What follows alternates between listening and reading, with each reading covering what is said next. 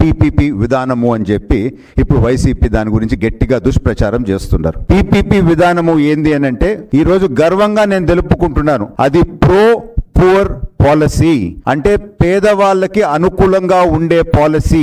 అదే ఈ కొత్త పీపీపీ విధానము అని చెప్పి నేను తెలుపుకుంటున్నాను.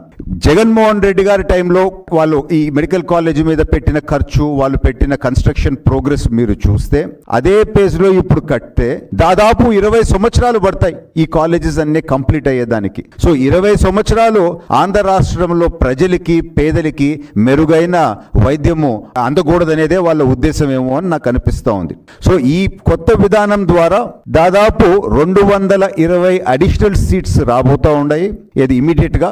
అండ్ 110 దాంతో పేదవాళ్ళకే ఈ అడిషనల్ సీట్స్ రాబోతున్నాయి అని చెప్పి నేను తెలుపుకుంటున్నాను. అన్నిటికన్నా ముఖ్యమైన అడ్వాంటేజ్ ఏంటి అని అంటే మీరు చూస్తే గతంలో కోవిడ్ టైంలో వైఎస్ఆర్ పార్టీకి సంబంధించిన ఏ ఒక్క ఎమ్మెల్యేకో ఏ ఒక్క మంత్రికో కోవిడ్ వస్తే ఒక్కరన్నా ఆంధ్ర రాష్ట్రంలో ఉండేరా అండి? అందరికందరూ పక్క రాష్ట్రాలకు వెళ్ళిపోయినారు. ముఖ్యంగా హైదరాబాద్కో లేకపోతే వేరే రాష్ట్రానికో కార్పొరేట్ హాస్పిటల్స్లో వాళ్ళు మంచి వైద్యము పొందేదానికి వెళ్ళిపోయినారు. అంటే వాళ్ళు ఉన్న 5 సంవత్సరాలు పేదవాడికి ఏదన్నా జబ్బు వస్తే ఇక్కడ గవర్నమెంట్ హాస్పిటల్స్లో సరిగ్గా లేకపోయినా కానీ వాళ్ళకి ఓకే, కానీ వాళ్ళకి మాత్రము మంచి ట్రీట్మెంట్ కార్పొరేట్ హాస్పిటల్స్లో రావాలా అనే బుద్ధి ఒకసారి ఆంధ్ర రాష్ట్ర ప్రజలు గమనించాలి. అటువంటి పరిస్థితి రాకూడదనే కార్పొరేట్ స్టైల్, అటువంటి world class quality medical facilities Andhra రాష్ట్రంలో తేవాలనే ఈ కొత్త విధానము ఈ కూటమి ప్రభుత్వం తీసుకొని వస్తూ ఉంది అని చెప్పి మాత్రము నేను తెలుపుకుంటున్నాను.